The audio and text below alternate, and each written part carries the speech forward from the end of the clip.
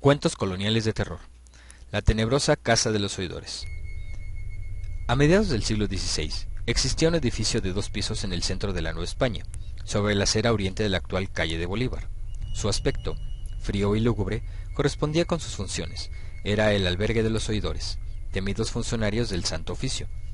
Día con día, los oidores se reunían en este sitio para acordar los castigos que impondrían a los herejes, brujos y relapsos. Alrededor de la mesa, sus mentes enfermizas trabajaban sin parar, deseosos de imponer tortura a quienes profesaban una religión contraria a la católica, como los llamados judaizantes, o que practicaban métodos curativos que eran calificados invariablemente de brujerías. El Santo Oficio perseguía a cualquiera que amenazara la fe, incluyendo especialmente a aquellos que habían logrado hacerse de fortuna y bienes, todo lo cual terminaba en manos del clero, ya fuera que el condenado encontrado culpable fuera ejecutado, o bien, si éste consiguiera la absolución, cuyo favor era obtenido una vez que aceptara donar sus riquezas al clero con tal de salvarse. Entre los funcionarios destacaba el oidor Pedro de Montoya, por su dureza y sadismo. Su fama había llegado hasta la península, donde se recomendaba a quien viajarían próximamente a la Nueva España se cuidasen de él.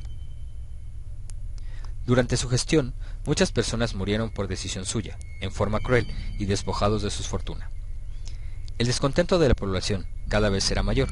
Las críticas hacia los oidores y hacia Pedro de Montoya en especial fueron tantas que el virrey, don Luis de Velasco II, temió desórdenes mayores. Así, por real mandato, el virrey ordenó una investigación y posteriormente la clausura del edificio de los oidores. Cerró sus puertas al fin la Casa del Odio, como se le llamaba en ese tiempo. A partir de entonces, la existencia del oidor Montoya fue en declive. Las autoridades ordenaron su destitución y, como castigo, el virrey decidió que sus bienes y capital pasarían al clero y al rey por partes iguales. Montoya se había transformado en un hombre pobre, que vivía escondido para evitar la venganza de las familias de aquellos a quienes se había mandado matar. Cuéntase que murió en la más lastimosa de las miserias, y fue sepultado en una fosa común. La Casa de los Oidores permaneció cerrada en completo abandono, hasta que, en el año de 1711, se alojaron provisionalmente en ella los misioneros del Espíritu Santo, dada la capacidad del cercano convento de San Francisco. He aquí donde empieza la leyenda.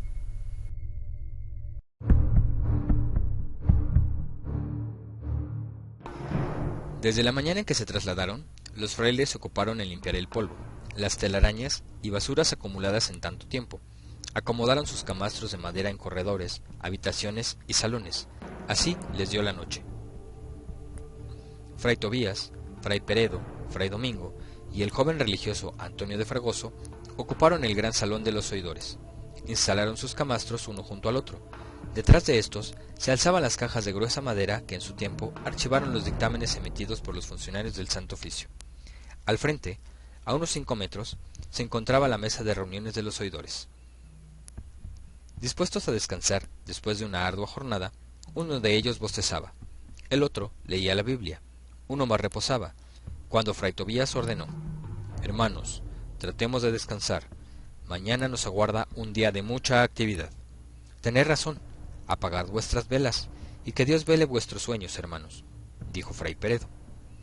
No había transcurrido mucho tiempo de haberse apagado las velas. Los frailes dormían tranquilamente, cuando un ruido extraño los despertó. «Hermanos, hermanos, ¿escucháis esos ruidos?» «Sí, desde hace un rato». «¿Qué creéis que sea, hermano?» «No lo sé. Me parece crujir de madera, como si alguien caminara en el salón». Los ruidos, fuertes pero lejanos al principio, empezaron a hacerse más cercanos, más firmes, como si de una marcha de soldados se tratara. «Hermanos, los ruidos se acercan. Encomendaos a Dios mientras yo enciendo una luz». «Alabado sea el Señor sacramentado». «¡Ay! ¿Qué os sucede, por el amor de Dios?», apremió Fray Domingo, tomando una vela que apenas alumbraba. «Algo ha pasado sobre mis pies. Alumbrad aquí, Fray Domingo». «Encended todas vuestras velas», ordenó Fray Domingo. «Pronto. Aún lo siento cerca de mí. Por piedad». Al encender al final las velas y alumbrar con ellas, descubrieron ratas. una gran cantidad de ellas, que al momento corrieron en todas direcciones, asustadas con la luz. ¡Ah! Son ratas. Vienen tras el pan con queso que guarda Fray Peredo bajo su almohada. Volved ya a vuestras camas. Estos roedores no nos harán ningún daño. Con la oscuridad, las ratas volvieron a salir. Rodearon otra vez los camastros, chillando y carcomiendo madera como antes. De repente, huyeron. Se dispersaron hacia todas partes, como si algo las asustase. Entonces, vino un silencio absoluto, inquietante, que antecedía algo, que presagiaba algo. Un ruido diferente inundó la sala. No era el mismo que se había escuchado. Fray Peredo fue el primero que se levantó. Hermanos, ese ruido no es de ratas. Oigo como si alguien se sentara en uno de los sillones. ¿En los sillones que ocuparon los oidores?, preguntó asustado el joven Antonio de Fragoso. Encended la luz, que mi mano tiembla sin poder hacerlo, dijo Fray Tobías. Fray Domingo encendió su vela, adelantó unos pasos hacia el salón, que se le hacía interminable, y dirigió la débil luz hacia éste. Recorrió la mesa, los sillones de cuero y terciopelo, y al detenerse en uno de los sillones, el más grande y elegante, descubrió la horrible figura, una rata enorme sentada en cuclillas, con las manos extendidas hacia el frente, y unos ojos pequeños y brillantes, que le miraban con una expresión inteligente y siniestra. ¡Mirad! ¡Qué rata tan horrible! Nos clava sus ojos diabólicos. Fray Domingo, ¡ahuyentarla! Fray Domingo acercó la luz al animal, pero éste no se movió. Fray Tobías, sacando valor, le lanzó una de sus alpargatas, pero la rata continuó en el mismo sitio. Después, Fray Peredo le arrojó un jarro de agua con vino. Al animal seguía impasible, hasta que Fray Antonio de Fragoso le arrojó un libro, que rozó al animal. La rata dio un chillido agudo, espantoso, saltó de la silla y corrió a unos pasos del salón, para trepar enseguida por una cuerda, donde desapareció. Los frailes acercaron sus velas al lugar. ¿Qué indicará esa cuerda? No lo sé, pero la rata ha subido por ahí. ¿Hasta dónde terminará? Lo ignoro, pero donde termine estará ese horrible animal y su nido. Volvamos a nuestras camas. Fray Fragoso, levanta vuestro libro, ordenó Fray Domingo. Fray Peredo lo recogió en lugar del joven religioso, mas cuanto esto hacía, Fray Fragoso lo observó, se acercó a tomar el libro. ¡Aguardad, hermano! ¡Mirad! Ahora sé por qué vosotros cerrasteis y yo no. ¡Alabado sea Dios! Es el libro de San Mateo. ¿Qué pensáis de esto, Fray Domingo?, se la señaló Fray Peredo.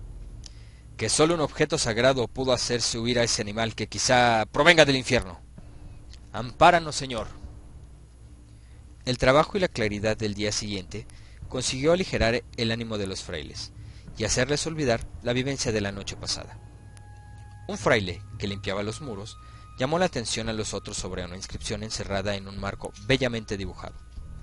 «Mirad, he descubierto una sentencia escrita en el muro». Esta decía: «Nolo mortem impti, sed utu convertarum vivel». Poco después, el mismo fraile señalaba otra inscripción, esta vez escrita en castellano. Atraído por la inquietud del grupo de frailes que se congregaron ante esta, Fray Aspeitia, anciano superior de la congregación, leyó: «Aquel de nosotros que se haya excedido en la ampliación de castigos, castigado será también. La campana del perdón no tocará hasta que su alma sea purificada». Los padres preguntaron por el significado de la sentencia, y para responderlo, Fray Aspeitia los condujo hasta el salón de los oidores, en cuyo extremo colgaba una cuerda. ¿Veis esta cuerda? ¿Sabéis que con ella se hace tañir la campana del perdón? Al mirarla, Fray Domingo palideció, pensó para sus adentros: «Alabado sea Dios, es la misma por donde anoche subió la rata». Entonces preguntó a Fray Aspeitia: «¿La campana del perdón? No la conozco, padre. La tocaban los oidores cuando el reo, condenado al cadalso, era perdonado. Su sonido se escuchaba hasta el edificio de la Santa Inquisición. ¿Y alguien fue salvado por esa campana, Fray Aspeitia?»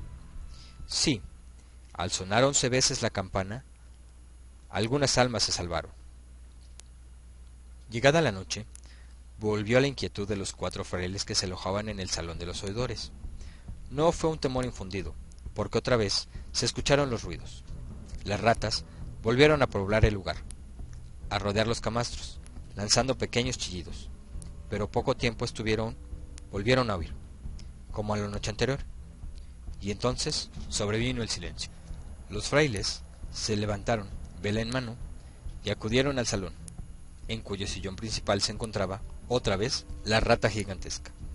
Los miraba con sus ojillos brillantes, siniestros, que parecían los de un ser humano. A pesar de ello, controlaron su miedo. Fray Domingo les mostró un balde con agua bendita. «Mirad, la ahuyentaré con ella». Mas en cuanto se acercó a la rata, esto huyó despavorida. Casi al instante, las ratas volvieron a salir. Los religiosos se calmaron al verla. En su presencia, vieron la señal de que todo entraba en un estado de normalidad. El tercer día transcurrió entre las actividades de limpieza de la gran casa. Llegada la noche, el cansancio y el hambre daban lugar a una merecida tregua. Era la hora de la cena. «Fray Fragoso, ¿nos bajáis el refectorio?» «No, creo que he comido demasiado, queso y pan con aceite». «En ese caso, me comeré vuestra cena». Los 3 frailes dejaron al joven religioso entretenido en la lectura de su libro de dialéctica. Por corto tiempo permaneció así. Luego se levantó. Quizá había comido demasiado y no podía concentrarse por completo cuando esto sucedía. Caminó un poco, y al volverse a sentar, tuvo un pensamiento singular. Estaba sentado frente a la mesa de los oidores, frente a ese sillón extraño. ¿Por qué había ido ahí? Seguramente se había distraído. Al momento, tuvo el impulso de levantarse, pero el sillón era cómodo. Las velas daban bastante luz en ese lugar, y más importante aún, tenía la inquietud de seguir estudiando, empeñado como era en el estudio de la filosofía y la teología. Retomó la lectura, pero entonces escuchó un ruido. Era un ruido familiar. Las ratas entraban al salón en tropel. Se disgregaban por el lugar donde él se encontraba. Acostumbrado como estaba ya a su presencia, no hizo caso, y continuó leyendo. De pronto, las ratas saltaron, chillaron, salieron huyendo. Fray Fragoso, sin darle importancia al hecho, continuó su lectura. El silencio era cada vez más hondo, propicio a sus razonamientos filosóficos. Luego, volvió a escuchar otro ruido. «Ah, qué extraño. Parece que alguien hubiera entrado en el salón. ¿Será otro fraile que se ha quedado sin cenar?» Sin quitar la vista de su libro, continuó leyendo. Al no escuchar nada más otro pensamiento lo inquietó. «Siento la presencia de alguien, de algo que quiere llamar mi atención». No quería levantar los ojos del libro. Sentía una fuerza extraña, magnética, que lo obligaba, que lo atraía. Los escalofríos recorrían su cuerpo. Sus ojos se nublaban. Ya no veía las pequeñas letras. No pudo más, y al levantar los ojos, descubrió la horrible visión. «¡Alabado Dios! ¡El fantasma de un oidor!». Sentado en el sillón, un ser vestido a la usanza antigua, de extrema delgadeza, cuya calvicie resaltaba un gesto duro y una mirada plena de brillo y de cinismo, no dejaba de mirarlo. Presa de miedo, Fray Fragoso se lanzó escalera abajo. «¡Le he visto! ¡Le he visto! Os juro, en nombre de Dios, que lo he visto!». «Calmaos, hermano. ¿Qué os sucede?». «Un fantasma. El fantasma de un oidor sentado en un sillón. ¿Y sabéis, hermanos? Se parece a la rata». «¿Cuál rata?», preguntó Fray Raspeitia. Fray Domingo aclaró. «Una rata gigantesca ronda nuestro salón, padre, pero creo que Fray Fragoso se ha sugestionado. Cree que las ratas son fantasmas, o los fantasmas son... Os aseguro, Fray Domingo, que el fantasma de ese oidor tenía el mismo rostro que la rata». «¡Ah! Figuraciones vuestras. Volvamos todos al salón», ordenó Fray Domingo. Los 4 frailes regresaron al salón, y Fray Domingo trató de calmar los ánimos del joven. Recorrieron la estancia. Todo se veía en calma. Fray Domingo ordenó se acostasen a descansar. Al día siguiente, la luz matinal alejó los temores. Los religiosos casi acababan de instalarse, terminaban de quitar los cuadros e imágenes de los oidores. Con el apoyo de una escalera, Fray Fragoso se hallaba ante el último cuadro de la galería situada en esa ala de la casa. Sin embargo, al descolgar el cuadro, sintió un terrible escalofrío. Debajo de la capa de polvo que cubría el cuadro, brillaron unos ojos siniestros. Fray Fragoso soltó el cuadro, que cayó en el suelo. «¡Dios me ampare! ¡Es el oidor que vi!». Con los gritos, sus compañeros de dormitorio se acercaron. «¿Qué os sucede?». «Mirad, ese es el oidor cuyo fantasma vi anoche sentado en el sillón. Tiene un rostro ratonil y ojos demoníacos, idénticos a los de la rata que hace huir a las demás». «Dios mío, ¿creéis que esa rata encarna el alma del oidor?». La conversación se interrumpió cuando un fraile, que limpiaba el cuadro en tanto escuchaba, lo mostró, libre de polvo. «Mirad, si estoy en lo cierto, es el oidor Pedro de Montoya». Fray Peredo agregó: «Dicen que fue uno de los más crueles en la aplicación de castigos en la cámara de tortura. ¿Qué pensáis de todo esto, Fray Domingo? Vos sois el más viejo y sabio de nosotros». «Pienso que el alma de este desdichado anda penando la crueldad que mostró en vida y busca su perdón. ¿Y creéis que lo alcance?». «Creo que nosotros tenemos el deber de hacer que lo logre. Y será esta misma noche.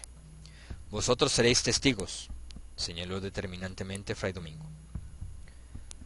Fue el día más largo en la vida de los 4 frailes, pero a su término llegó, y al fin, cerca de la medianoche, los frailes supieron que era el momento. Las ratas salieron, merodearon y pronto huyeron, dando chillidos espantosos. Desde sus camastros de pie, los frailes esperaban. Llegó el silencio, y tras él, en el sillón principal de los oidores, apareció una luz que semejaba gasas delgadísimas, que se disolvían. Tras ella, formó una silueta, cuyo contorno se iluminaba vivamente, lo mismo que 2 puntos al centro del rostro que no se veía. Lentamente, tras la luz más tenue, el espectro se dejó ver por entero, sentado con majestad, la cabeza levantada al frente, su calva brillante, los ojos firmes y la boca apenas una línea acostumbrada a la ironía. Creó una mueca en su intento por suavizar su expresión. Entonces se dejó escuchar una voz ronca, hueca, cuyas cuerdas vocales se articulaban con dificultad como si estuvieran enmohecidas. «Os agradezco vuestra ayuda generosa para mi alma atormentada en los confines infernales». Fray Domingo, anteponiendo su miedo, preguntó: «¿Penáis por el exceso de crueldad que mostrasteis al aplicar los castigos a gente inocente?». «Mayor castigo ando sufriendo desde que mi alma abandonó su envoltura carnal». «Decid, ¿cómo podemos liberaros del penar?». «Haced una procesión con el Santísimo. Orad por mi alma hasta que hagáis sonar la campana del perdón». «Os lo prometo, en nombre de esta comunidad. Retiraos ahora y aguardad al veredicto del Señor». Cuenta la leyenda que el horrible fantasma se diluyó entre las sombras y en su lugar quedó una rata, la enorme rata, que escapó al tiempo que Fray Tobías y Fray Antonio de Fragoso se desmayaban. Muy temprano, al día siguiente, Fray Antonio enteró de lo sucedido a Fray Aspeitia, padre superior de la congregación. Luego de escucharlo, Fray Aspeitia decidió atender la petición del muerto. Pasado mañana, viernes, se hará la primera procesión para salvar a esa alma. Durante 3 viernes seguidos se celebró la procesión en voto del alma del oidor Montoya. Así también, después de los maitines, la congregación se entregó a la oración, en solicitud del perdón para el alma en pena. Una noche, por fin, «Escuchad, hermanos, la campana del perdón está tañendo. Bendito sea Dios que nos ha escuchado. Irá a su descanso el alma del oidor Montoya». Impulsados por la curiosidad, los frailes acudieron al lugar donde ésta se encontraba, pero se llevaron una sorpresa. La rata gigante subía por la cuerda, y tras ella subían las ratas rápidamente, atropellándose, mordiéndole las patas, en una persecución encarnizada, que hacía sonar la campana con su movimiento. ¡Mirad! ¿Quién hace sonar la campana del perdón? ¡Las ratas! Parece que la persiguen, mirad. Se pierde más allá del techo. ¿Hacia dónde irá Fray Domingo? No tratéis de averiguar cosas del arcano. Los frailes oraron esa noche, la última en que se sintió el temor en la casa de los oidores. Huyeron los roedores desde entonces, y no se volvió a aparecer la rata gigantesca, ni el fantasma del oidor Pedro de Montoya, según cuenta la leyenda.